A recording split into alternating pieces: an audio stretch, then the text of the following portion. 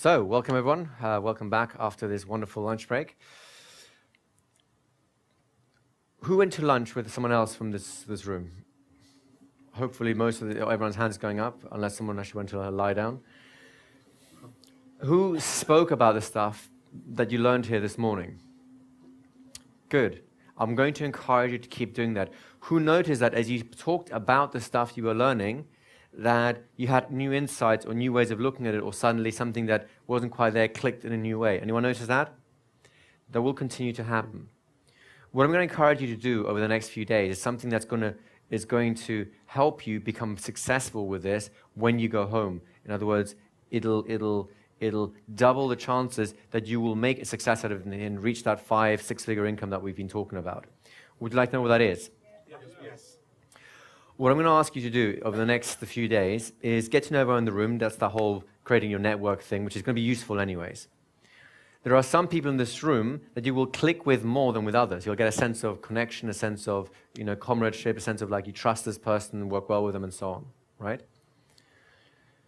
When you meet someone like that, ask them to be your buddy coach. What that's going to be basically is you're going to be asked to do a lot of things here, learn a lot of things here, and when you leave, well, of course we have the backup calls at the end to help you keep going once you leave here. What will be really useful is for you to have someone that you can be accountable to once you leave here to make sure you do all the things you'll say you'll do. And it's good to have someone who's outside of your business, who's not worried by all the things you're worried about, that you can talk to and say, I'm thinking of doing this, but I don't know, just to kind of clear the air. Or someone you'll say to, I'm going to achieve this by this date, and then they'll call you up and say, have you done it? And you go, no.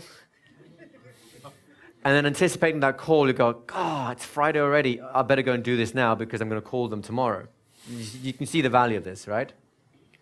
So please get to know people in the room. You can have more than one buddy coach or accountability coach, however you want to think about it.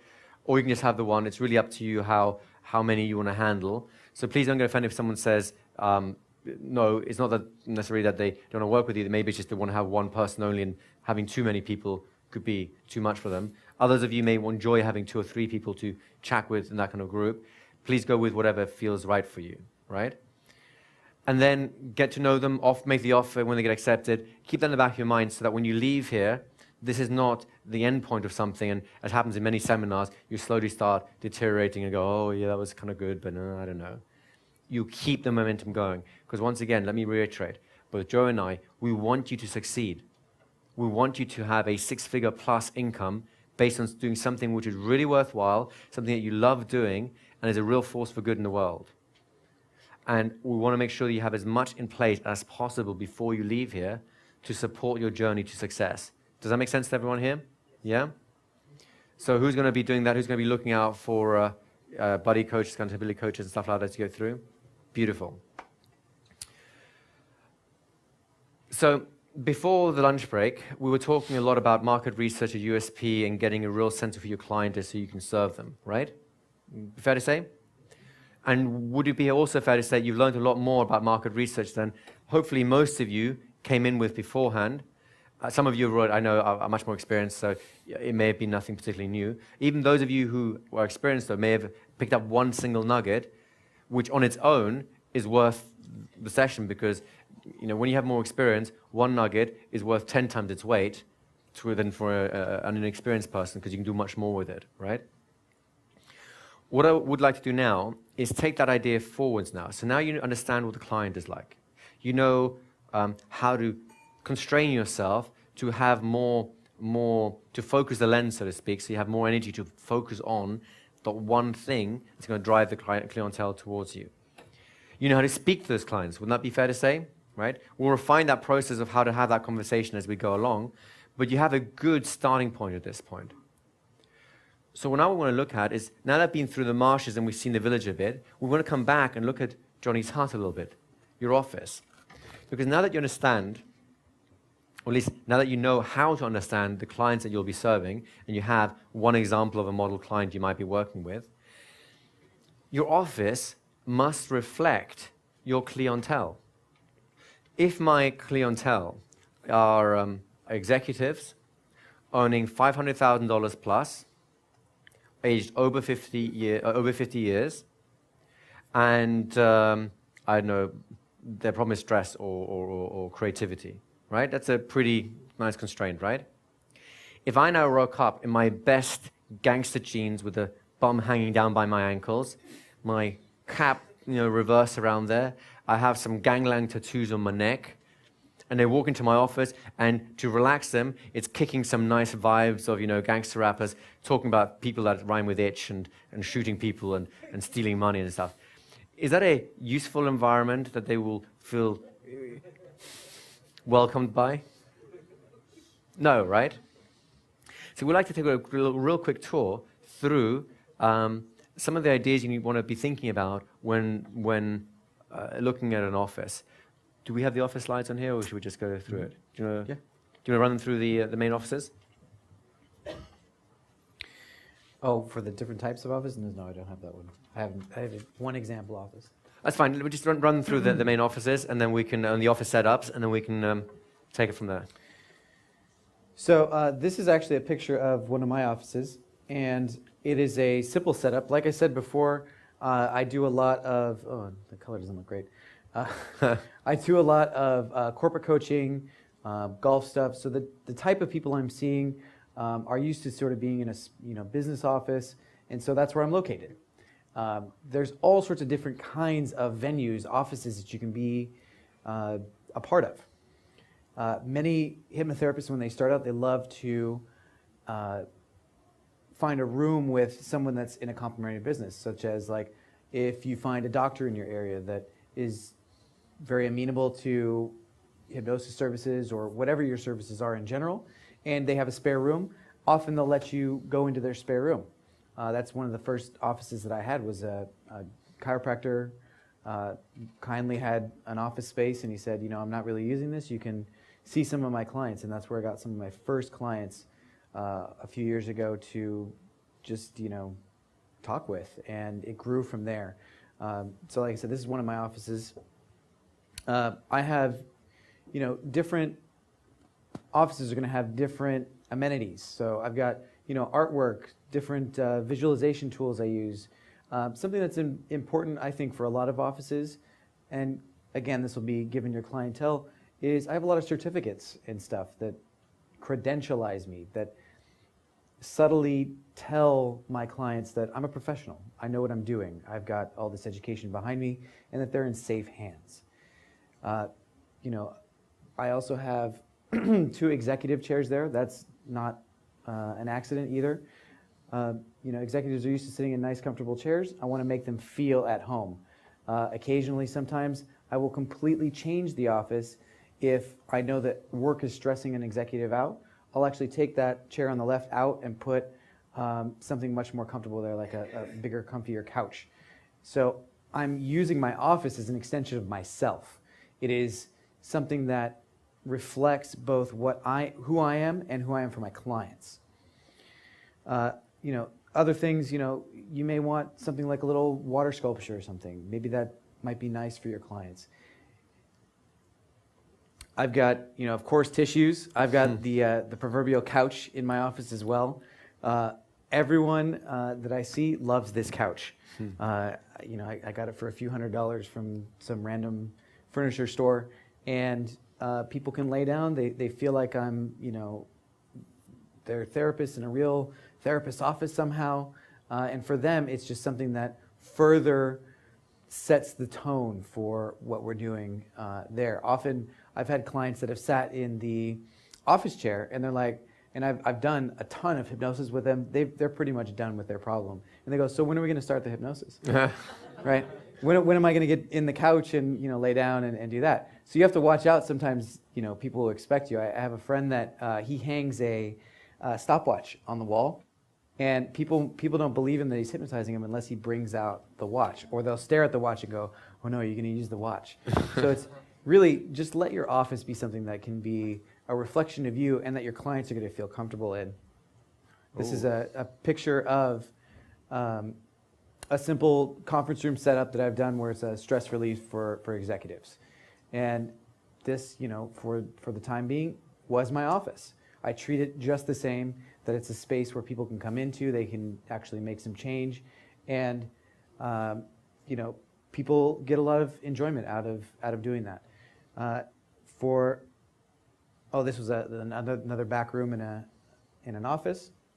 I've had clients of mine that I teach that they have hypnotherapy offices. This is a bookstore near my house that they sell all sorts of holistic medicines and all sorts of stuff. Their clientele are way different from mine, but this type of environment is going to be great for that type of client, right? So we're talking about people who are into all sorts of stuff with crystals and looking at their auras and everything else. And I don't care what your belief system is, as long as your office is sort of reflecting that, then your clients are going to feel more at ease. They're going to get more change. It's going to be just a better reflection of you.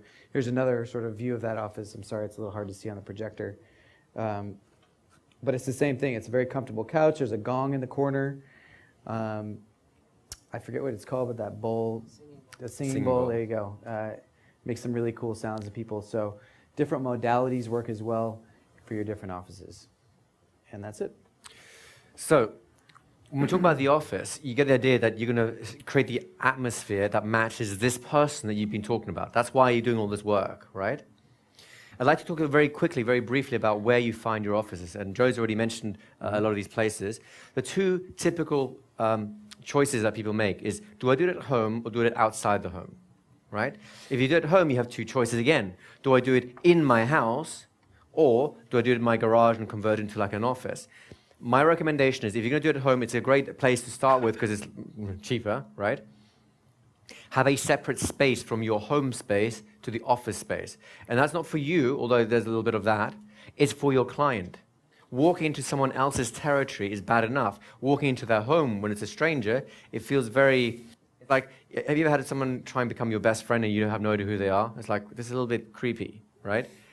So if you're going to have it in your home, I know people who've broken all these rules, by the way, but see if you can separate the space somehow symbolically. The best version of that I've seen is your garage. You convert the garage to a proper office, so people even have a separate entrance. That creates a nice distinction there.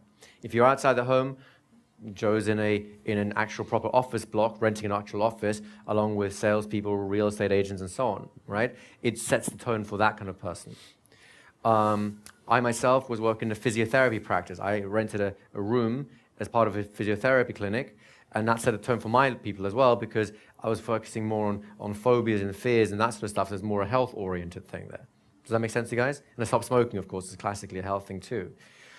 When you're negotiating for the office space, if you're going outside of your home, there's a couple of classic ways you can do this. And there's some notes, there'll be some notes in your manual when it comes out that you can look at in more detail. Number one, my preference is a profit share. In other words, you only pay for a client when you actually see the client. When you've got income, the clinic or the place you're renting a space in will take a percentage of that. The percentage it can range from 10% if you're really lucky to 50% if you're really unlucky, right? Mine was in the middle, it was 25%. It was actually a pretty good deal. And, you might think to yourself, why would I pay 50%? Well, it's great if you're in, for example, a doctor's office and lots of traffic coming through and a lot of people stick around. What you're basically paying for is a marketing fee at that point. Do you see how that goes? So these are the considerations you have to make. Alternatively, you can just pay a flat-out fee and you can negotiate with them for that. How many of you are starting from scratch at this point? Or is so close to scratch, you may as well call it scratch, right? I would strongly recommend that you choose, if you're going to rent an office outside of your home, maybe actually in your home, that you choose one day a week, one day that is your hypnosis day. All your other days is your getting clients days. And that one day is your deal with clients days. And you load them all up on one day. Let's say it's a Monday or it's a Tuesday, whatever it is, right? You get your 8 clients in the Monday, and the rest of the week you're trying to get the next 8 clients for the next Monday, right? I've done the opposite, where I've driven across London, which takes about an hour and a half each way. So 3 hours to see one client, go home again, only to come back the next day again, see another client. And I can tell you this right now, it is soul-destroying. Line them all up, have one day, and actually makes you more interesting. Because think about it this way. Someone says, hey, can you see me on Tuesday? Of course I can. Can we see me on Wednesday? Well, of course I can. What about Thursday? Sure. Versus, can you see me on Tuesday? Actually, I'm full this week, but this Monday, I actually have a couple of openings. I've got morning and afternoon. Which would you rather have? Right? Well, what about next Tuesday? No, I'm sorry, that's already gone. Which do you think has a better representation of success and that you're someone worth seeing? Do you see where I'm going with this?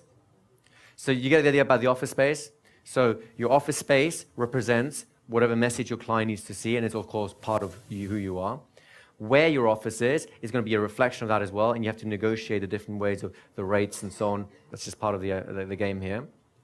The third part of the puzzle, something we always mention in hypnotherapy programs, but we really want to mention here, is part of the idea of the office space is you. It's not just your clothes. Do you wash, right? Have you just gone to the gym? It's like, oh, excuse me, I'm a little sweaty and horrible, but let's do some session hypnosis, right? It sounds funny, but you'd be surprised with how many... this is something I would recommend you do. I've done this, I know Joe's done this. In my area, when I started being a hypnotherapist, I called up all the local hypnotherapists and I booked myself in for a session, right? Just to see what the experience of being a client is like. I learned so many horrifying things I will never do in my life, which I might have done otherwise, based on that. I got a great story about that one.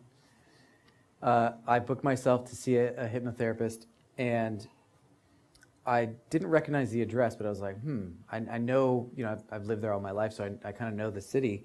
And I get to this place, and it turns out to be a hotel.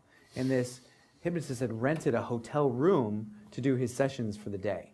And let me tell you, it was, it was the most uncomfortable thing I've ever experienced. And and the clerk's probably looking at a little funny as well. They were like, it was so awkward. So, my rule that day became never, ever do a session anywhere with a bed. Yeah. It doesn't matter, who you're with. Just it's not. It was so funny to me that someone would do that, and he had no idea that was a real barrier. And I ended up talking with him, and he was struggling and didn't know what to do, and that's all he could afford was a hotel room. At least so he thought. He didn't have some strategies that we're telling you here. If you can get creative, guys, there's possible offices on Everywhere. all kinds of places. First of all, now that you're getting used to talking to people, and being a hypnotherapist, by the way, being a hypnotist gives you star status, full stop. Anyone ever noticed this? Oh, yeah. People believe you're a hypnotist, they'll go like, right? You will get a lot of venues for free just because they like the idea of having a hypnotist in the house, right? If you're a member of one of these private members clubs, like the lounge clubs and so on, they will often give you an office as part of the deal, right? If you're a member of some of these charitable organizations, like a Lions Club, you can often get those things as part of the deal, as part of being a member that contributes and so on, for free, right? Even if you don't get it for free, think a little bit outside the box. Once again, with the Lions Club, what if you walked in and say, look, I'd like to work in here 1 day a week, only for your members, and they get a half-price rate. Isn't that great? Everyone wins, don't they? Plus, you get free marketing to the members so that they can get advantage of this whole thing too. Do you see how, by just thinking a little bit differently to the average person, there's a lot of opportunities open to you? Does that make sense to you guys? So we want to just cover this idea of office space because it's an important thing. We don't want to spend too much time on it. But I want to encourage you to think as far outside the box as you can in terms of how can I reduce the rate or get it for free? What message am I sending out to the clientele? And does it match the profile I have discovered about them? And of course, you will rewrite this profile on a regular basis as you learn more about your clientele and so on. Does this all make sense to you guys? Real simple sort of stuff, right? So the next thing is then, because you are going into business, in your own business, you need to think about the legal or the red tape elements of what running a business involves. And that is something that's going to be different in every part of the world, even back in every state, even in North America and so on, right? Here are a couple of rules of thumb that you really want to think about. Number one, right? Get yourself a competent legal advisor in your area. There's lots of places. We've got some in your resource guide. Do you have the name for the legal place up for the thing? Yeah, it's something I can help you guys with later if you have more questions. There's a company that I work with called Legal Shield, and they are .com? Yeah, and you can go to LegalShield.com, and they'll have you sign up for a plan, and it's actually a prepaid legal service, and it allows you to get lawyers that cost hundreds and hundreds of dollars an hour for like $50 a month. And this is like unlimited consultations. They'll write letters and do things on your behalf. So if you want more information, I can certainly tell you about it. But it's important to have professionals advising you about the laws and regulations in your area. There's a general principle in all laws across the globe, which is ignorance of the law is not an excuse. Right. You will still go to jail even if you're totally innocent and didn't mean it, right? So really inform yourself about it. Get a decent lawyer, ask them questions. In your resource pack, which is being printed right now, it's a big pack. We've created a page within that for you, which is a reference guide of the kinds of questions you need to be asking your lawyers, right? What kind of questions to be asking your tax advisors. These are important things to do before you step into business, because you're going to be trading as yourself. Are you going to be running a limited company of some sort? Maybe you're going to be a partnership with someone else. These all have different implications and ramifications. You need to know about these things. Do you need a business license in your area? Or can you just start practicing? Are there constraints on what kind of hypnosis you can do in your area, right? In some places and some states, like I think in New York, you cannot work with a phobia unless it's been referred to you by a clinical psychologist or a psychiatrist, right? You can't even advertise for that sort of work. So then the only way to get that kind of work is through those relationships whilst you advertise for other kind of work. In some countries, you're not allowed to use the word therapist. You can be a hypnotist and a hypno coach or a witch, just not a therapist, right? Yeah. I cannot tell you what the rules are where you live, where you're going to be practicing. It would be impossible. But you must inform yourself. Get a good legal advisor. And, importantly, get a good tax advisor, CPA or something like that. Make sense? Here's another recommendation. When it comes to your annual tax returns, I would strongly recommend that you hire some kind of a CPA or an auditor of some sort to do that for you. If you get a competent CPA, if you get a competent tax advisor to do your tax returns for you, they should save you more money than they will cost you to do that tax return. And that's one of the questions you'll be asking them. How much do you think you will be able to save me if you do it rather than if I did it? And you can give some examples of your work. Is it making sense to you guys? The alternative is called prison.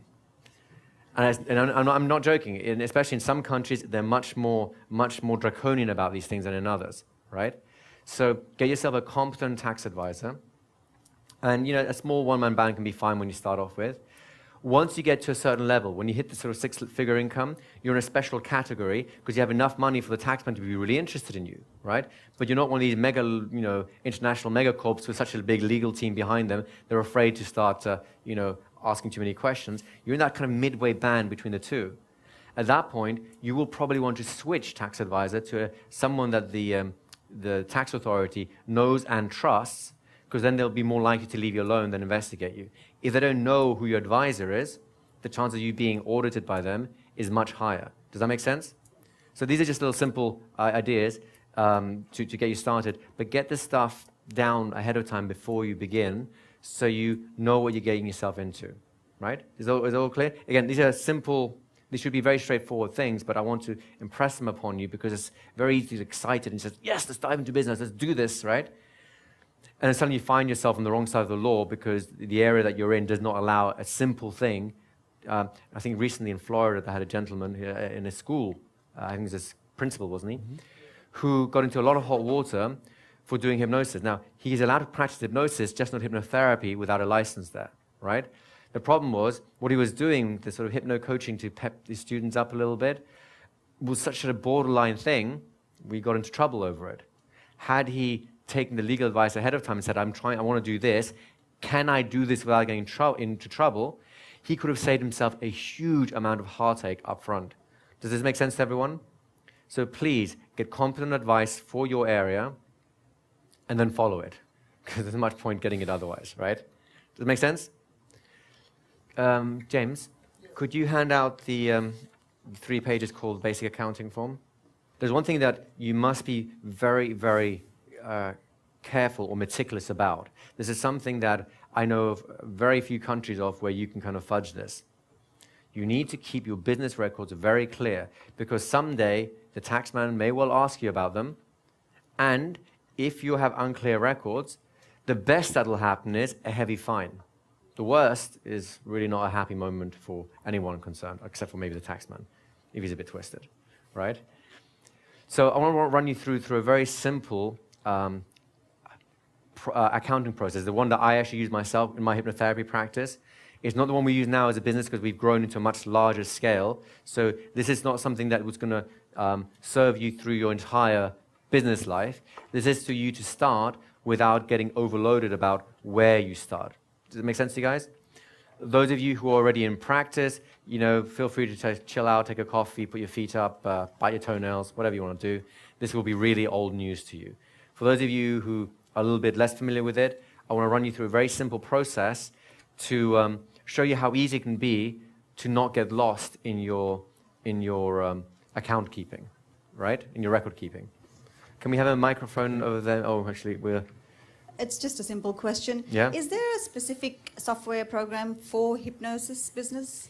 Or is it just a general one? Software program to do what? Accounting or... Accounting as well as, your client list data and all that. Right. There are many, what that's called as a CRM, client relationship management software. There are many CRM programs out there. We will talk about some of the systems that will help you do all this sort of stuff later on today. There may well be something specific for hypnotherapists. I don't know if you're aware of one, I'm not. Not really. And to be honest with you, as a business, hypnotherapy is not that different to many other businesses. So, when we come to the resource guide, we'll talk about what's available out there.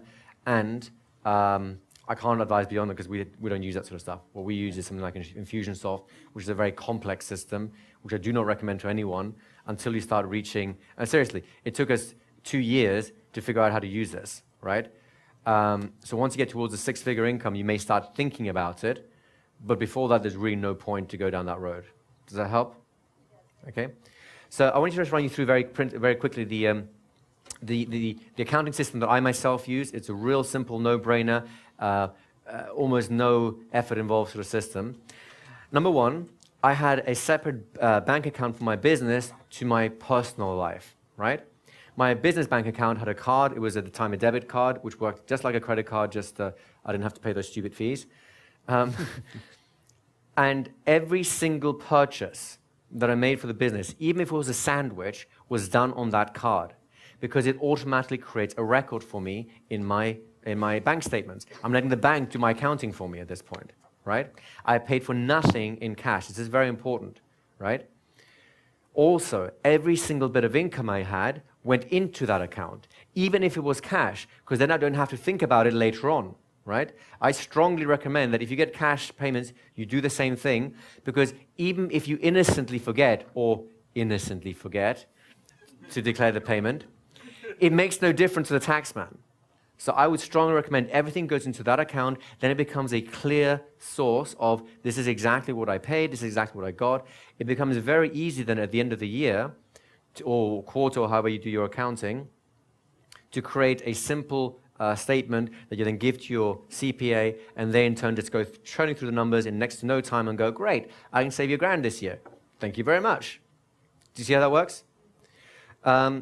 Very important. Keep a copy of every single receipt that is related to your business.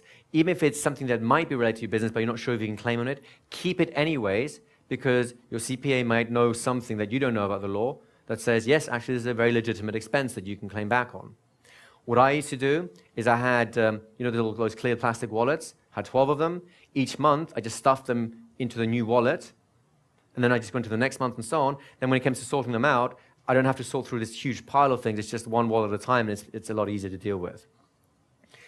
If you turn to page 2 of this little handout here, the page that looks like this, this is not a real receipt. This is actually my shopping at a supermarket in Holland, so none of you can read it, haha, except for one person. Whoops.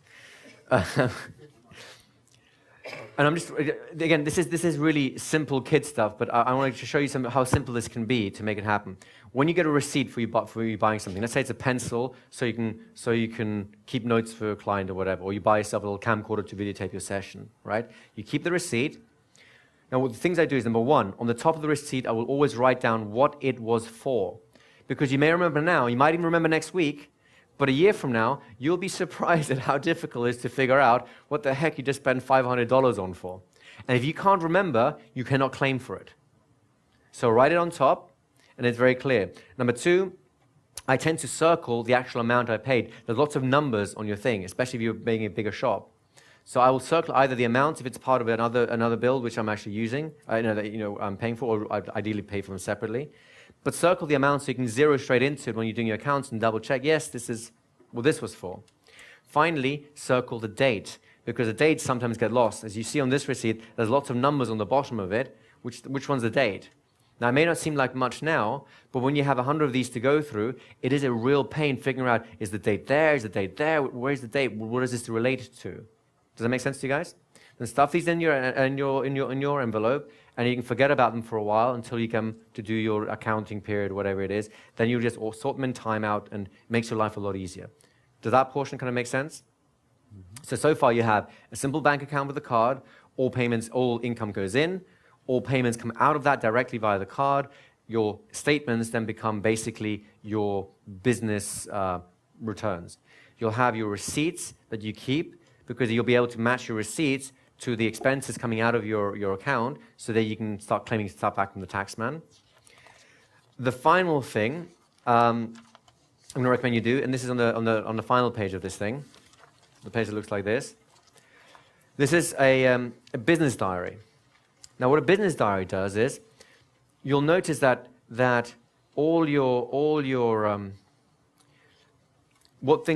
life is messy, right? You'll get a payment today. Let's say you're running a seminar for self-hypnosis. They might give you $50 today, and next month they might give you another $50. So what does it all relate to, right? It gets very confusing very quickly. You know that your seminar costs $100, but where did the $100 show? Because all you have is these $50 markings. Was that for CDs? Was that for a discount? What is it for, right?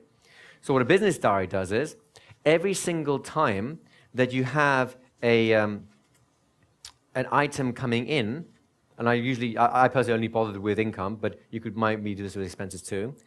The second I got the income, or the day I got the income, I'll write the date of the income. I would write the reason for it, what it was I was getting paid for. I'd write the amount for that, and the method of payment, cash, check, and so on. This will save your thing you're sitting on right now big time when you get audited, if you ever should get audited. I did, and I was so glad I had this, because you can just produce this, you produce your receipt, you talk them through it, and they'll go, all right, see you next year, if you're unlucky. Does that make sense to you guys? It's now, the reason I'm trying to emphasize this is because you will not want to do this. At the end of the day, it's like, I'll do this tomorrow. If you make it a habit, a discipline, there are not many entries on a day that you'll have to make. It's not normally that you, as a hypnotherapist, make 5, 6, 7, more than a dozen or so transactions in one day. That would be like a heavy day, right? So it takes you 5 minutes to do. But in a week's time, you will not remember what everything is. It's a mess. And then you'll think back and go, you know what, I'll do it another time. That other time will never come. And then you cannot explain why money hit your account when it's not the same as what your diary in terms of how many clients you're seeing is. It doesn't match up how many CDs you've bought to sell. None of the stuff matches up anymore. It becomes a real nightmare to figure out what the heck you did. And if you can't explain why you did something, you'll pay more to the taxman, guaranteed, right? So if you don't want to do this, you're welcome not to. I'll come to you in a second if I may. You're welcome not to do any of this stuff. Just remember, you'll be paying an additional service charge for the pleasures of forgetting this stuff, right? Is this useful to you guys? It is a real simple system, just to keep it really, shoestring budget, no real effort involved. And please realize, when you start getting into a much more lucrative business method, going into your high 5-figure incomes and so on, or mid 5-figure incomes, you will need to adjust this into a more elaborate system that works with what you have.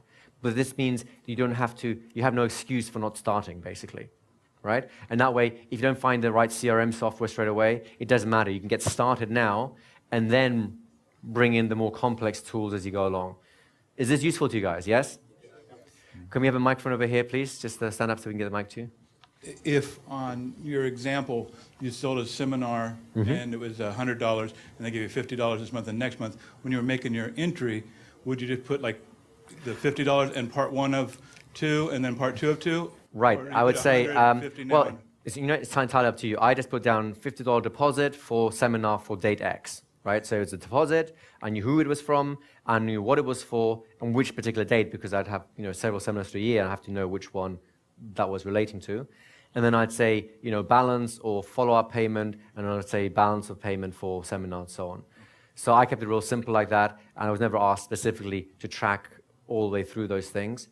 And if you want to take a little bit extra note, by all means do so. The clearer your records are, the less trouble you'll get if ever questions are asked of you. Make sense? Thank you. So it's a useful question. Can we have a microphone over here, please? What can you tell us about claiming expenses for ongoing professional development? That's something you're going to need to talk to your lawyers about, because each country will be different. As a rule, this technically, well, it depends on the country you're in, this technically should be something you can deduct from your taxes. Nice, not bad, eh? I'm pointing at that beautiful beach out there, just in case you're wondering. Should have been here. For some, sorry. In some countries, however, this would be considered a education to start up your business, and therefore it's not a deductible expense, because you need this to begin in the first place. It's not continuing development. So the rules really vary across countries, across states, and so on. This is definitely a question you need to talk to your tax advisor or lawyer about. Okay? Any other questions so far? So, I've got one small piece. go ahead. Something for the Americans here. As of last week, the bank that I use for my checking accounts and everything for my business is Chase. A long time ago, I had, when I started my business, I got a free checking account and credit card from Washington Mutual. And Chase, in the recent financial stuff, bought Washington Mutual, and they still have those programs for new businesses. So if you're interested, I think even if you're an established business, you can get a free credit card, free checking account. You have to use them, and there are. Let me just say this: business banking is universally horrible. Yeah. But this is about as least horrible as I could find, at least for the U.S. Like I said, I can't say about other countries and stuff. Right. But I know that I got a credit card for free when I started my business. That's almost unheard of for the business climate that we're in right now. They'll give you a credit line, which can be vitally useful. Don't go into debt, please. But if you have to pay for something, it can be way easier on a credit card than whatever they're giving you. So it's just something that's useful. Last week I checked them just to make sure that you can still get that deal, and you can. So if you're starting up your business, or even if you've got one and you maybe want to try to reduce some fees, they might be a good choice for you.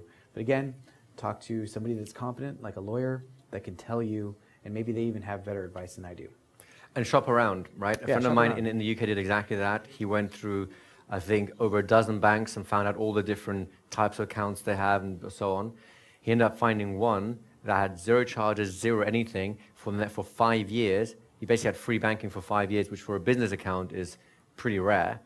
And and the irony is, after 5 years, he gets to start another one and just close the other old one down. So you basically have free banking for a very long time. I don't know if it's still available or not, but shop around. The more market research you do, the better the deals you'll get. Make sense? Very quickly in the back here, can we have a microphone over there, please? For Americans, Bank of America will have, if you open up a business account with them, they have no fees, just one transaction a month. Oh, so there you if go. you do that, There you go. That's where I'd go. Because I Very started nice. with Chase, then I moved Yeah, over to Bank of America. so that's exactly So- what I was trying to chase. This is great advice, and of course, we've got lots of different people from different places here. Use your network. Exactly. Use the network, talk to each other, and all the stuff will come out.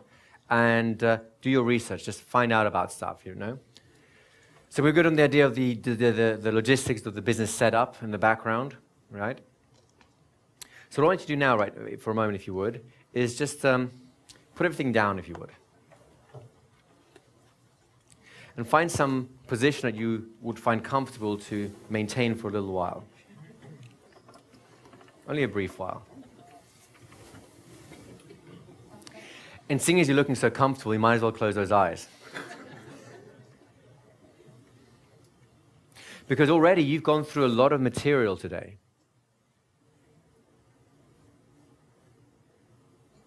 A lot of information's come your way. It's been simple. It's been easy. And that's how business works. Because you know That when it's simple inside and easy, that you can do every step all of them. is something you can achieve. Because when you just know the next step, One step at a time. you can keep the goal in sight, Makes things so simple to do. and you don't have to worry If you were to review everything you've learned today about anything else. in just a few seconds of time, All you have to do I wonder how quickly you'd notice is realize how everything individually was easy. how successful you already are. You can do this. Because you're here. And allow yourself to rest in that sense of Taking it all in. and so you can relax in the easy Absorbing knowledge what you need. that all of this is within your capability. So when you consider That more stuff is yet to come, all that you already are and even more will occur. and beyond, And as we progress, you'll find the rate of information that you absorb will increase. ever faster Just realizing and ever easier that every aspect is simple and easy when you focus on just that. So just rest there for a while. We'll be silent as you absorb this for a moment. That's right. Whenever you're ready, you'll find your eyes opening by themselves, which will be a sign from your unconscious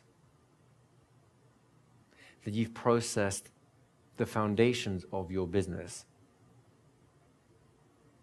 and are ready to do so much more.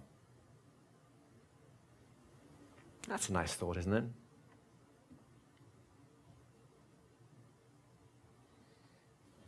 I like that thought. It's a nice opening, thought. opening Yeah. your eyes to a new business. Brand new world. So how you guys doing? Yeah? So this is a pretty good state to be in and to have a look at a... Can you put the treasure map back up again?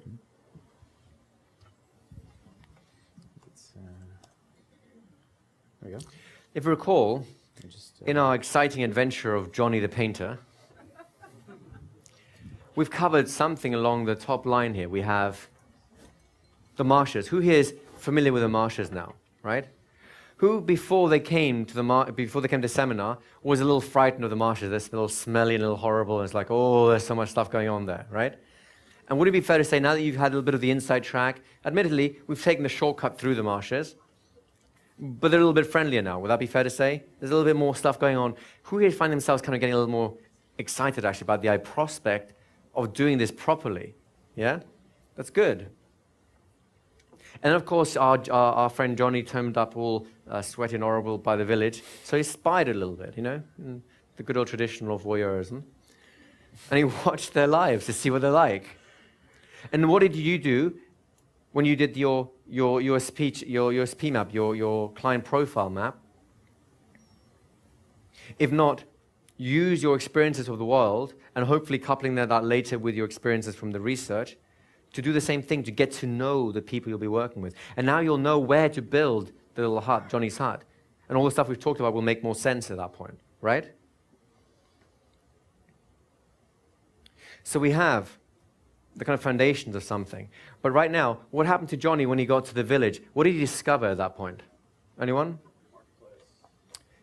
The farmer's market, right? Just over the hills and far away. There's a whole bunch of farmers markets where everyone goes to do their shopping. Now, he wants villages. Villages go to the market. What better place for him to start than where they're already going? And in particular, where they're already going with a mindset to spend some money. That makes sense, doesn't it? So our Johnny was a bit of a genius figuring out, I'm going to go there and offer my service to them where they're already at. Why try and waylay someone when they're trying to cross the marshes and go, ha, you'll be my client now, won't you? And they go, oh, I'm scared, and run away. Isn't that how a lot of people try and do business? You go to a party or one of these, anyone been to one of these networking parties, right? Isn't it almost embarrassing, like when they go like the speed talking, like, hi, I'm bitch, and like, what the hell was that? Everyone have that experience? Now, don't make me wrong, these events can be very useful. The point, though, is they're so busy promoting themselves, pushing out information, they're not paying attention to you anymore the way you did earlier on today, when you actually found out, what can I do for you? And now there's a connect. And this is what Johnny needs to do now. Now, before he can get his hand on all those lovely little villages, he needs to pass or get permission to go there, doesn't he?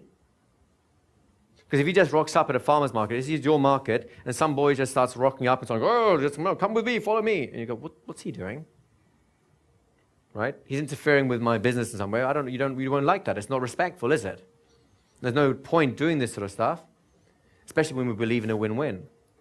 So who would be interested in having a simple method that you could talk to our proverbial farmers, the people who are the guardians of the very people you need to get in front of to promote yourself, so they will allow you to have the opportunity to speak to all those villagers that you want to talk to. Wouldn't that be worthwhile?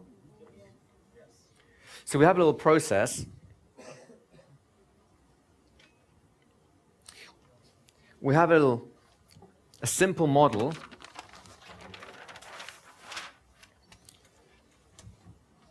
It's 4 steps in the model. And if you do nothing but this, you can have a solid, healthy business running. It will not by any means be bells and whistles. I seriously doubt if you'll reach a 6-figure income, although it is actually possible. But you will have a healthy business going and you'll know what you're doing at each step of the way, right? You need to get in front of a group of people and give them an experience of what you have. You need to interest them in the first place. The simplest way of doing that is the classic lecture demo. There are many different ways you can do this, many different places you can go for this, and we'll talk a little bit more about this in due course. But let me put it this way to you. Let's say you have a specific problem, something you'd like to seek help with, right? Can you all kind of imagine that? I know it's kind of far out there. You're all in Zen and enlightened by now, but let's think back to our earlier roots when we had some issues.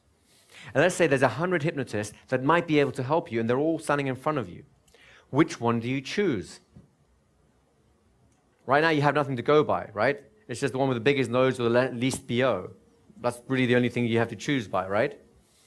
What do you need in order to make the choice and have comfort that it's the right choice? You need information, experience, relationship. You need to know which one of these people can actually do what they say, right? They all say they can help you. Which one is actually right? Now, if they actually do a lecture demo, if they talk to you about what they can do and then demonstrate it, how much more would you go, oh, this is the right person? How much more comfort would you have about that, right? I've told this story to many of you before, but please forgive me for repeating myself if you have heard it. I learned this by accident when I was a struggling hypnotherapist, and I did everything wrong, right? So hopefully you'll learn from my mistakes and make life a lot easier for yourself. I remember one night, it was a birthday party, and I'd been chewing all my friends' ears off about, I'm a hypnotist, you know, and yeah, we know already, right? So I was doing the pestering form of promotion, which works great, not. And I had a friend out of town who came in, and he got kind of curious, said, can you do something with me? And I went, all right. So I did a little bit of street hypnosis, nothing fancy, and literally just, a locked arm, eye catalepsy, so the eyes are locked up, maybe something else, I can't really remember what it was that bland, right? And this is in like one of these bar pubs with like a loud music blaring and so on. So I'm kind of leaning into his ears, shouting my little hoarse voice out to kind of get the suggestions in. By the time I look up, I notice there's a little crowd gathering around me, and they're not all people I know. By the time I get back to the table that we're all sitting at, there's a queue forming. There's friends and random strangers just saw this, start queuing up and asking me, can I deal with insomnia? I've got a chocolate addiction. Can I help with that? I smoke too much dope, but I don't want to give it up. Can you help me with that too, right? All kinds of stuff. I filled out my appointment book in one evening. And that's the power of a lecture demo, because they get to feel and experience what you have. Does this make sense to you guys? Do you see the power and the value of the lecture demo? Now, once you've done the lecture demo, that's not enough. It can be enough, but it's not usually enough. Why? They don't know you. They have no idea who you are, what you represent. They're about to open the most intimate part of themselves, their mind, to you. They need a lot of more comfort before they do that. Let's think of the analogy. Guy or girl walks into a bar, sees someone they like, say, hey, let's go home and have sex. Rushing it a bit? Yes? Mm-hmm. They may be stunning, but even then it's like, well, maybe, I don't know, right? What's missing, folks? Credit card. Thank you for ruining my moment. I might tell your wife. Aside from money, what else is missing? Rapport, connection, a relationship, right? They need to know you're the kind of person they want. So you need to build a relationship. And the way we call that relationship building process in a business world is a campaign, right? Let's use the dating model, seeing as our credit cards are safely tucked away in our pockets, as an example of what we mean by this. What is a typical scenario? Boy meets girl, maybe in the supermarket, they have a little flirtation. They don't go any further than that yet, right? No money's exchanged.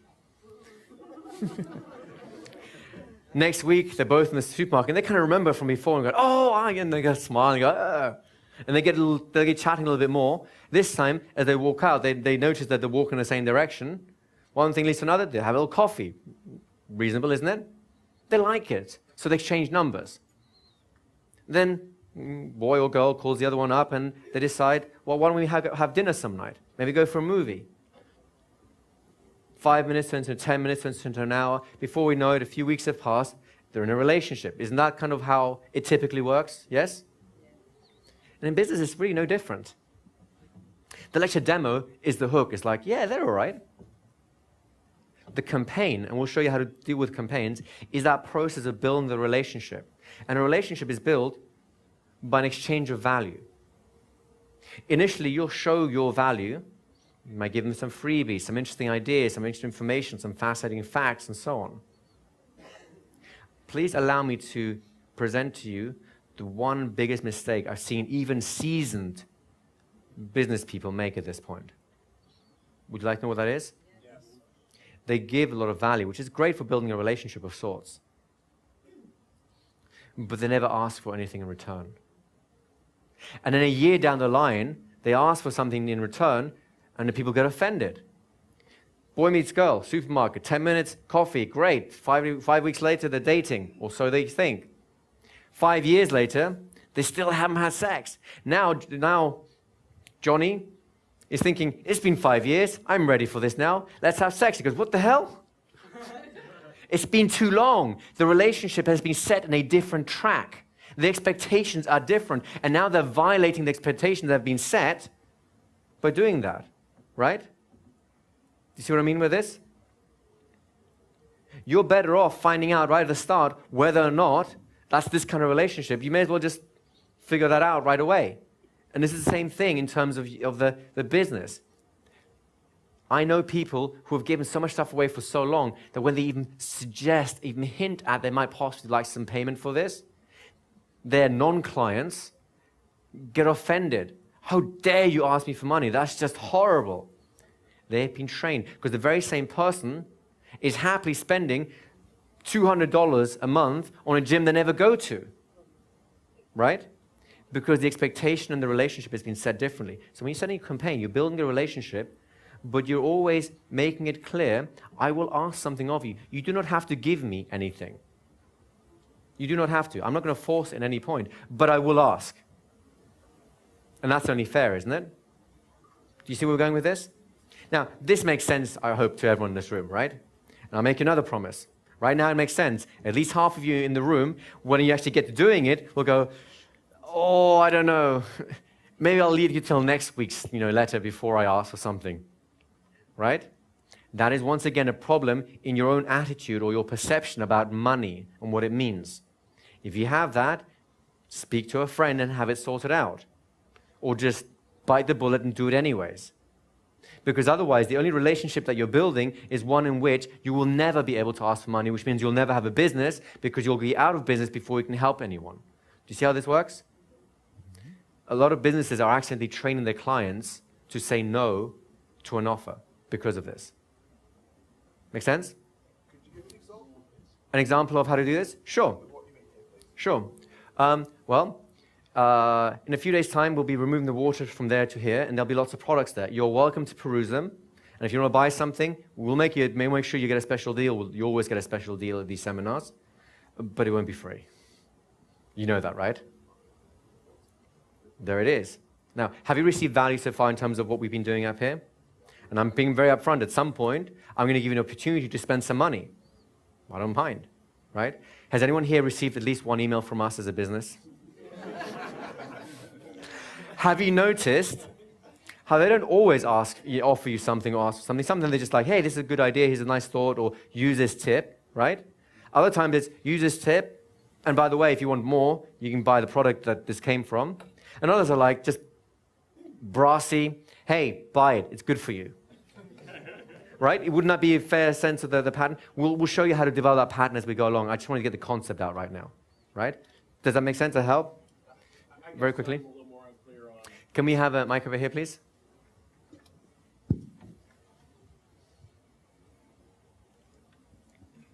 I guess I'm a little more unclear on what you would, what instance or what you would give away and not. That's because we haven't covered it yet. Oh, okay. Right?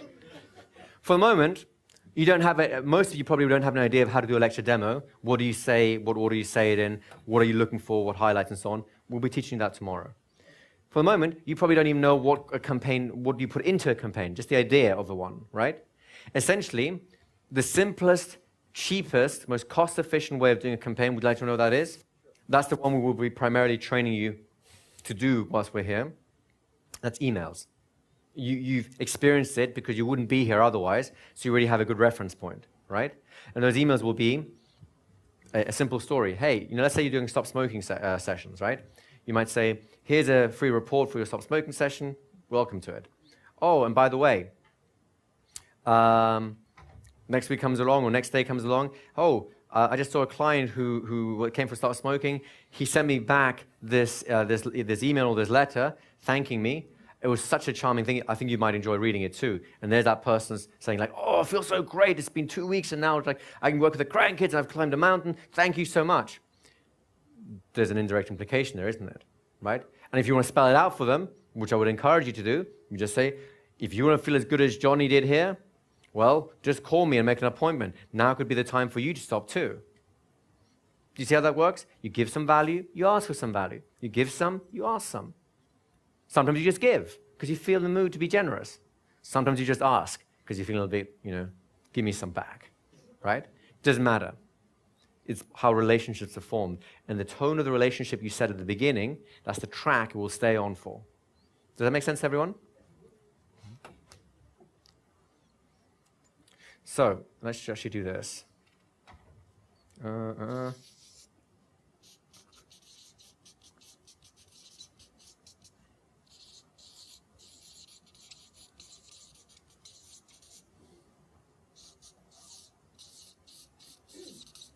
Okay. The reason I've changed it around slightly is what's going to get them interested in you in the first place. You've done your lecture demo, they're wowed, and you say, give me your email. What do you think the response is? Some will, some won't. What's the most likely thing they will say if you say, just give me your email at the end of the whole thing? Why? Why? Why should I? Right? I've enjoyed this. Thank you very much. It's very nice of you. But why should I give you my email? That's what the idea of a freebie, or some people call it an ethical bribe, or a report, or whatever you want to call it. Give them something of value. Let us say I've just done a lecture demo for you guys, and you feel great. And at the end of it, I've done a nice little trance, and you feel like, oh, this is great. Anyone here like trance? Anyone here enjoy being in the trance? Yes? Well, if you enjoy that particular session, I have a gift I'd like to give to you guys. It's a MP3 recording of a 20-minute trance that you can use at home and listen to anytime you want, put it on your iPod. And it's my gift to you guys. Just so you can send it to you, though, I'll need your email. So in the back of the room, got a little sheet. Just put your email down. Make sure I can read it. I can't send it to you if I can't read it. And I'll send it to you first thing in the morning, right? Out of curiosity, who's interested in that? Anyone? Right? So go on, head on back. I'll be over there anywhere to answer any questions if you have. Other than that, thank you very much for having me here, and good night. This is your cue for thunderous applause and standing ovations. Standing. Here we go. One person gets it. So do you see it now? It's a simple thing. It doesn't have to be a sleazy sales pitch. It doesn't have to be like, oh, I'm going to manipulate you. It's just a genuine offer. I want to give you some value, and I'll get something of value in return, right? Isn't that what relationships are based on? Now, I have what I need to force out my campaign. I have the email address, which is the cheapest and simplest way of building that relationship. You could do it other ways, by the way. You could meet them every week. You could phone them up, phone a friend, right? It just would take a lot more time. The beauty about email is you can reach a lot of people simultaneously. It just maximizes your time that way, right? In the old days, people sent postcards and letters, and that's just as useful, just much more expensive, right? And finally, you'll make your offer. The whole point of this is you're offering them something. It could be a product that they pay for. It could be a seminar that they pay for. It could be a session that they pay for. It could be anything that they... All right, I think only about 3 of you are going to be successful at this point. It could be anything that they what? Pay for. Right.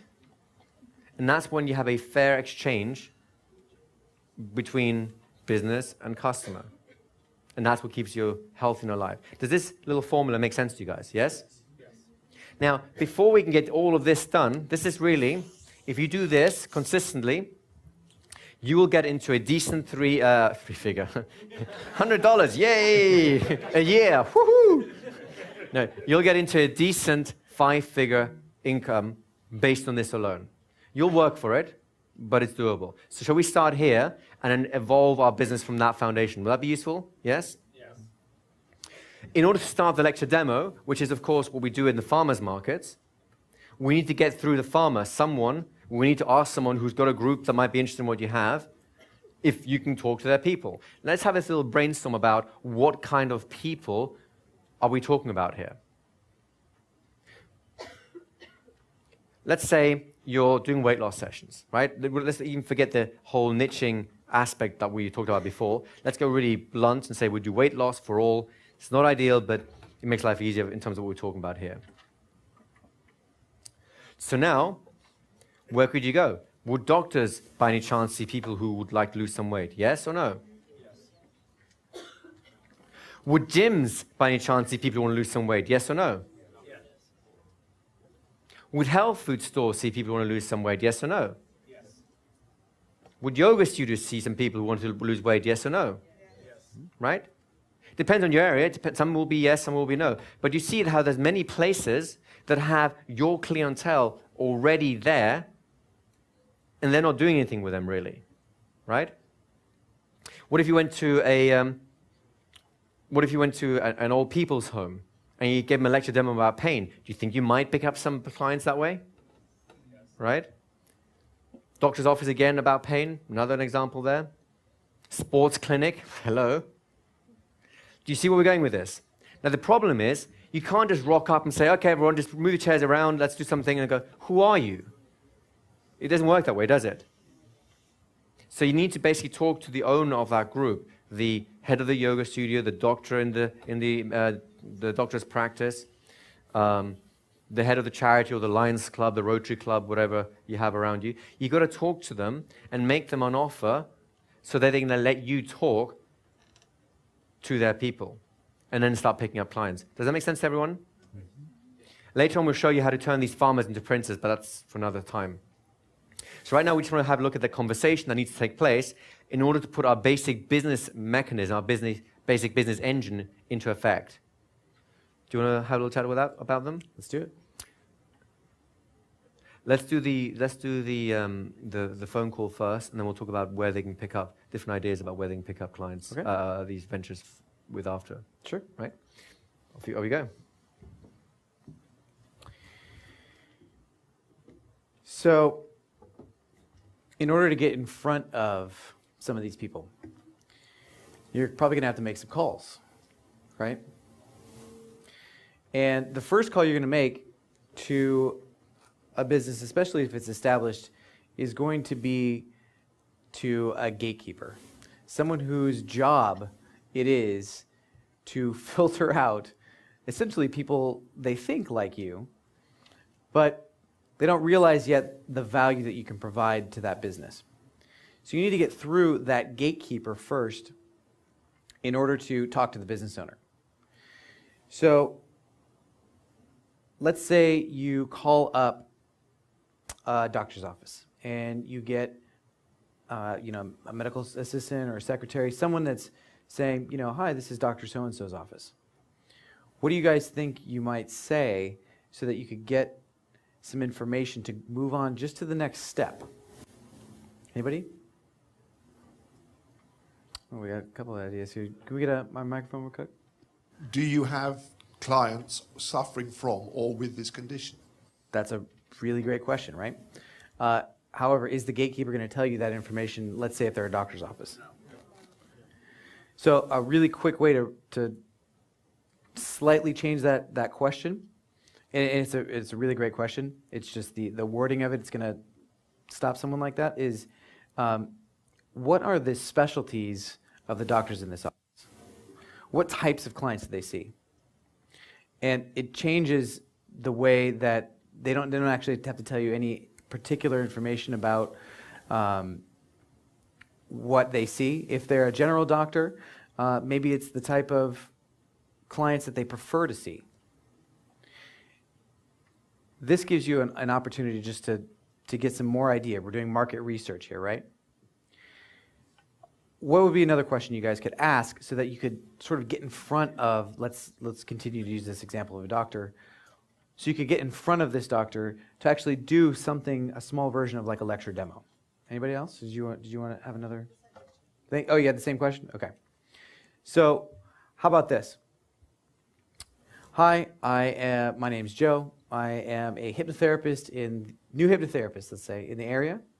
And since Dr. So-and-so works with this type of client, I have a treatment that really could work for those type of patients.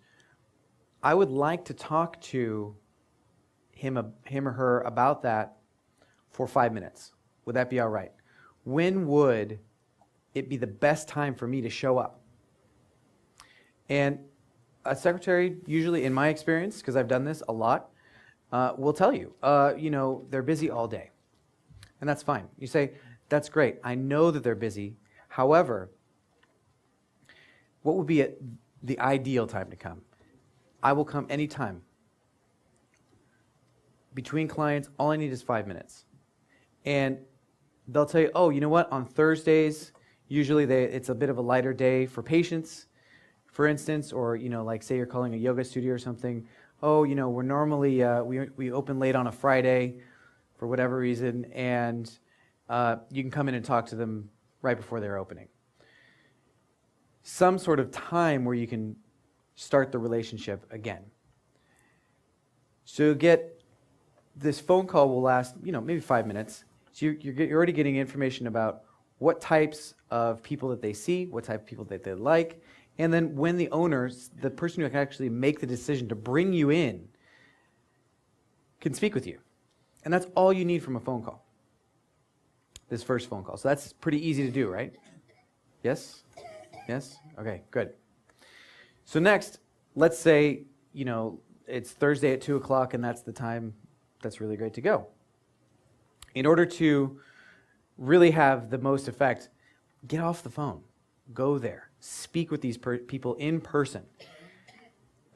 Obviously, the more high bandwidth conversation you can have, if you're right in front of somebody, it's really hard for them to hang up on you, right? They can't hang up on you.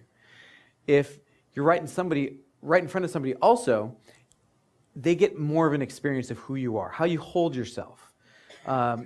You can answer any number of questions for them without even speaking. They can just kind of look you up and down and go, yeah, I wouldn't mind, working with that person. They don't look too weird for my clients or too out of the norm for someone who I might recommend to. And all you have to do is have a simple conversation with that person. Say, what type of clients do you normally see? And this, for patients, use the terminology that these type of people use. So for doctors, what type of patients do you see? Chiropractors, medical professionals that use their terminology.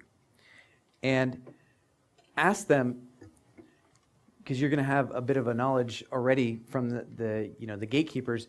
You can ask them, I heard from so-and-so last week when I called that you tend to work with, let's say, like fibromyalgia patients as a doctor.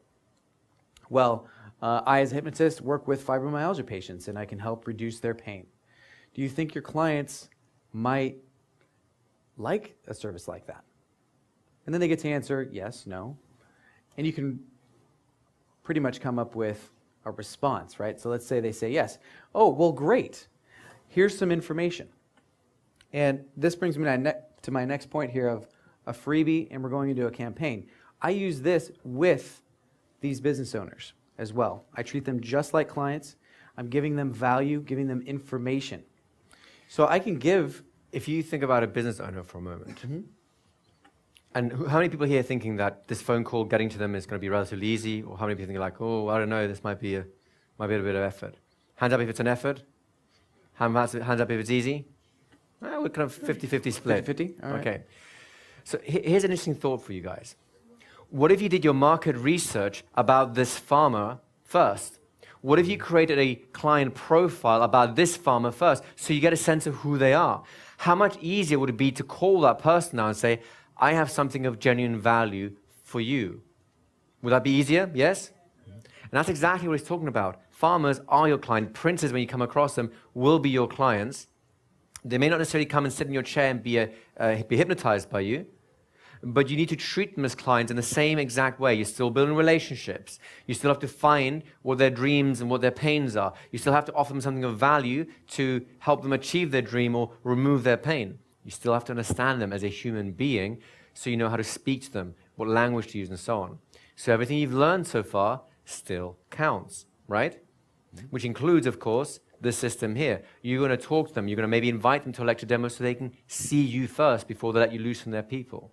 You're going to create a campaign.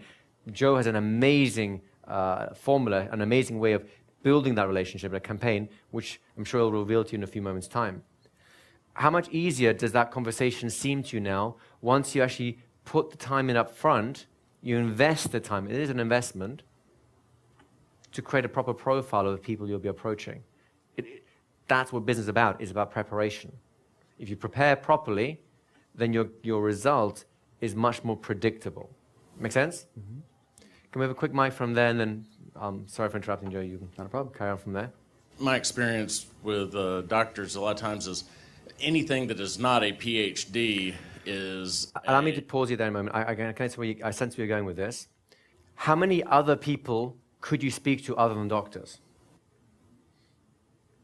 Right. So focus on those. In some areas, doctors are great. In some areas, they're not. Who knows until you do your research, until you try, right? So it's the way I view this whole thing is you're on one of those kind of the roller coaster rides where you can kind of switch tracks suddenly. You'll never know where you'll go. It's when you get the switching point. If this one stops, you just switch track across to there, and you just keep going. Really not a big deal. Does that make sense? Yes, but my question was, is there, or have you guys worked with any way to establish, I guess, or build credibility or... You will come exactly onto that point very, very momentarily. Yeah.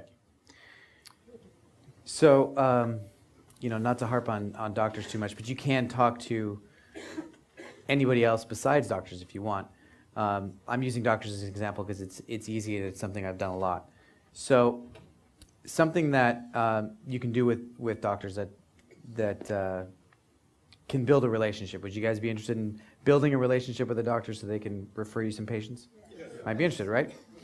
All right, so what I do when I initially come into that first meeting, when I'm having that conversation with them, I will bring in a CD of an induction or some other way for them to experience me as a free offer with my information on it.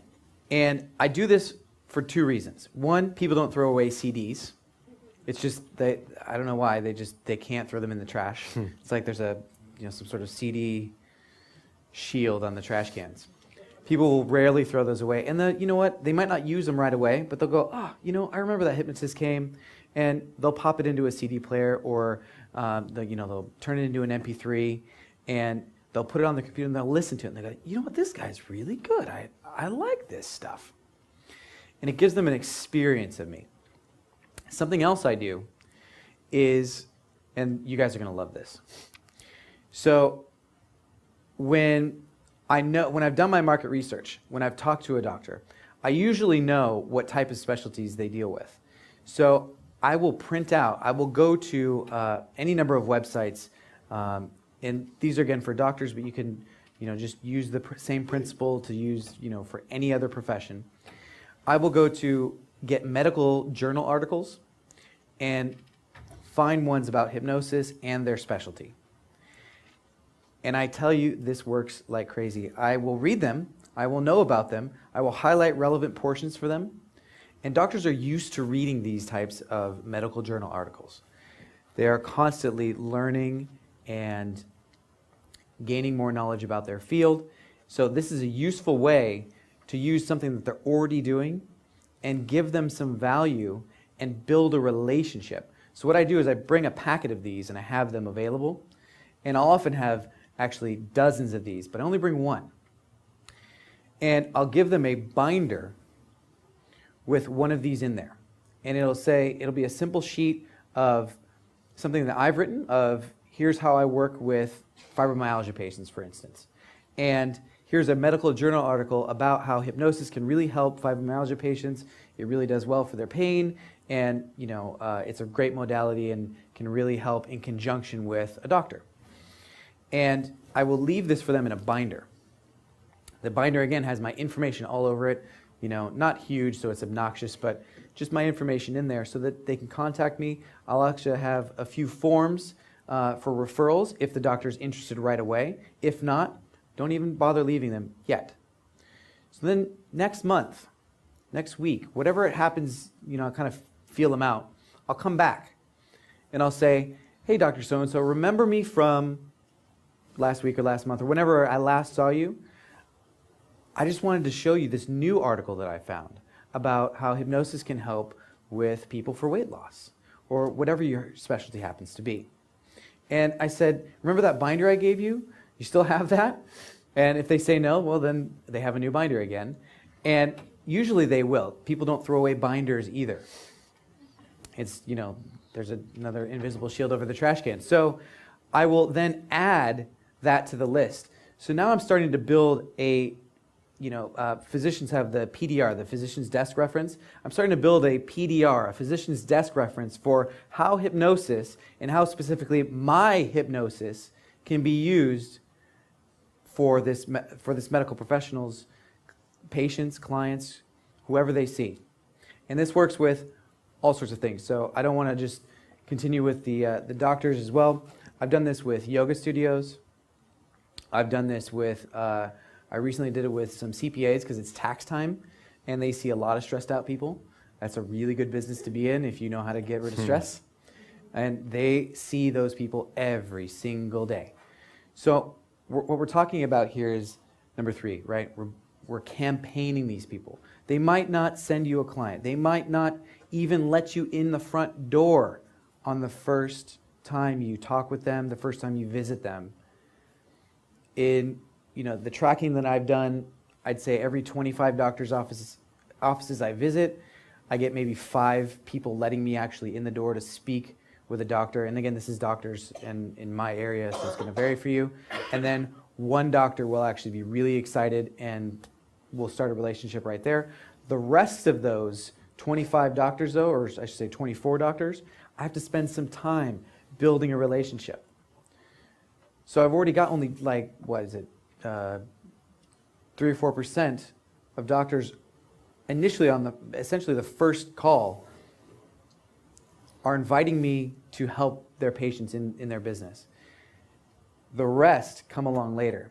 And the statistics and stuff that I've tracked as well, I can get it almost half of that 25 doctors. I can get 12 doctors in my area. Imagine if you had 12, just 12 doctors in your area referring you a couple clients a week. You would be full. I am full. I can't take any more clients. So I build products and services and everything else that we'll talk about later. But using this one technique of simply campaigning, and this is all offline. I do it the hard way. And it seems slow. It really does. You're like, oh man. And you're constantly getting a no. And that's something I want to really emphasize, is that a no in a business relationship does not really truly mean no. It doesn't mean never. It means no, I don't have enough information yet. No, I don't know you well enough yet. We go back to the analogy of, the dating analogy is, no, I don't want to, have sex right now. Maybe later, right? They need to get to know you a bit more. And, I hope those statistics that I've, just kind of thrown out at you guys really would make you excited, because these type of people who are seeing your clients all the time, if you can turn them into the princes in our story here, they will send you clients for a long time. And you still have to maintain a relationship with them. You still have to keep up with them. But you'll be spending a lot less time, and a lot less effort talking to maybe 12 doctors in your area that are sending you 50 clients a week than going out trying to find those 50 clients and convince them and campaign them and then bring them into your practice. Doesn't that sound like a lot more of a time savings? Good. So here's something we're going to do now. What I'd like you to do is, first of all, just find someone maybe on your table very quickly, touch them, they're your partner right now. Go ahead, do that. Right? There we go. You only get one partner for this one. No ménage à trois here, thank you very much. So everyone's got a partner, yes? What I would like for you to do is have a short think right now, as I'm speaking to you, about a potential venue where there's someone who regularly sees the kind of people that you'd be interested in talking to, right? It could be a yoga studio, it could be a natural health clinic, it could be a spa, it could be a physiotherapy practice, a doctor's office, whatever it is. Something in your physical local area that you can think of right now. Can you all do this, yes? Yeah. Okay. Think of one such place. Tell your partner in a moment what that is. They will role play the receptionist for that place. And all you do is, you're going to role play and ask and have that conversation with them. Well, all you're trying to do in this conversation is get through to them allowing you to talk to the owner, the doctor, the person in charge. Does that make sense? And do you know what the one thing all gatekeepers fear more than anything else? It's making, big dogs. We have a lot of comedians in this room. Yeah. I may have to shoot you, right? The one thing they're most afraid of is making a mistake and sending away something of value to their boss that the boss will go like, well, why do you do that for? I want that, I need that. So think about this thing, the yoga studio, the doctor's office, whatever you have in your local area.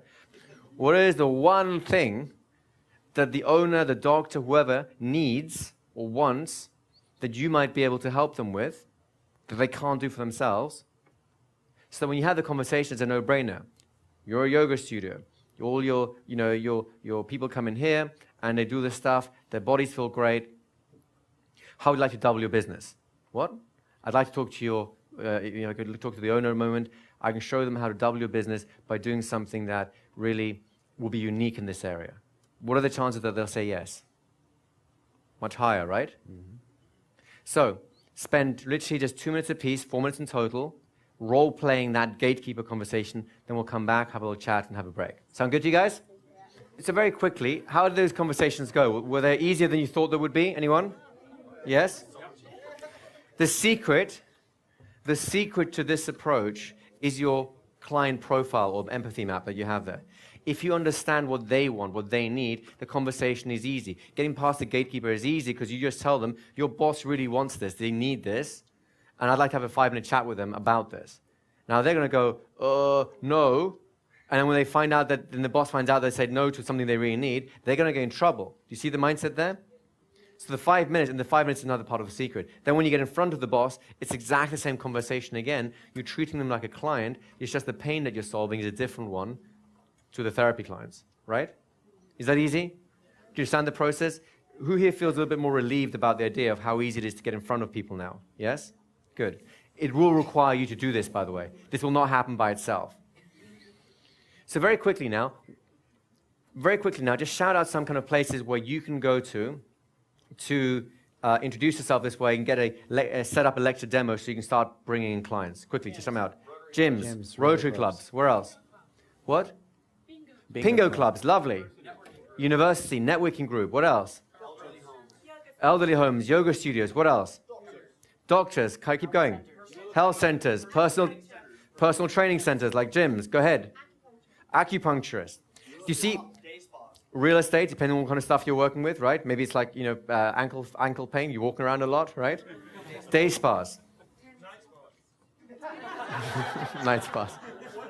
I can tell where this is going, right? Yeah, all right. Don't worry about online yet. We'll come on to that in a moment. Right now, we're going offline stuff because this is easy stuff, no effort, no barrier. You just pick up the phone and call or just walk in and start chatting. It requires you to be a human being in front of another human being, which I'm hoping you at least have one of those qualities already, right? So I'd like to just rattle you through a whole bunch of things that we have. We put this in your resource guide. I just want you to rattle through it just so you have a sense of how many places you can go to before we have a break. Did you have a quick question? Or? I'd just like to make a comment. It's probably useful to think of the time in the day when the receptionist is less busy. So the comment is here. It's probably useful to think of a time during the day when the receptionist is less busy, and I agree with you. You don't walk into the yoga studio just when they're registering everyone, because they're too busy doing their thing, right? So this is once again where your market research is going to be useful. You find out, you maybe get your spyglass out and you stand in front of the building and go, when are they coming? So do you want to rattle through them? There's a whole bunch of things very quickly. Oh, go ahead. Can we have a mic up here quickly? Or I'll just repeat it. Just go on. If you call out of business hours, the receptionist is not there, but the business owner is there. So another little tip. That's a great little tip. Calling it out of business hours, the receptionist has gone home already, but business owners tend to work longer hours. They'll pick up the phone, and you're straight into it past the gatekeeper, especially given the kind of places you want to go into here. All right? We'll come to you in a minute, if I may. So do you want to just rattle through a whole list of things very quickly? So just to give you an idea of what options are available to you. Yeah. So in coming up with the resources for this seminar, I gave myself a challenge. I said, you know what, I need to finish this stuff quick because I got a lot of clients I have to see and prepare for the seminar. So I gave myself a 5-minute limit, and I came up with this many places in 5 minutes. And this is, again, 5 minutes. If you guys have days and days to think about this, I'm sure you'll come up with many more. So I'm going to go through this quickly. Don't worry, they're all in your resources, so you don't have to take any notes. But, and these are in alphabetical order because they are. American Legion, Boy and Girl Scouts, camps, Chamber of Commerce, charity events, college classrooms, community centers, entrepreneurial events, fraternities, sororities, gyms, yoga studios, fitness centers, hospitals, clinics, Key Club, kids, parents groups, Kiwanis clubs, the library. That's a good one. Lions clubs, local businesses, your previous employers. You guys have probably had other jobs before. That's a really great place. You already have a relationship built. Go back, talk to them, tell them you've got this fantastic new life. And you can help them too. Local state and county fairs. Sometimes those are a little harder to get into, but fantastic for business. Networking events, and we'll talk more about those later. Nursing homes, online stuff, and we'll get there later. Prisons, religious groups, Rotary clubs, senior centers, spas, salons, sporting events, trade shows, exhibitions, tattoo parlors. We just got that tip earlier. Thank you. Veterans associations, webinars, and workshops. You can do all sorts of stuff. Go to all sorts of places. And I did mix a couple of online things in there as well. which we will talk about later, so I have no worries. Do you guys see the just sheer amount of places that you could speak at? With this list alone, even if you don't get any creative ideas of your own, just this list alone, plus the idea of talking to the owner, plus the idea of the lecture demo, which we're coming on to, you now have an ongoing business that is going to be decent, right? It may not be the wealthiest thing in the world, but you will do well just from this. Who feels good about that right now? Right? Who feels like starting up as a hypnotherapist is right now much more within their grasp than before they turned up here? Right? Fantastic. So I think it's a good place to have a little break. Let's take 15 minutes. You've earned it. Please try and be back here in 10, and we'll start in 15. Have a nice break, guys.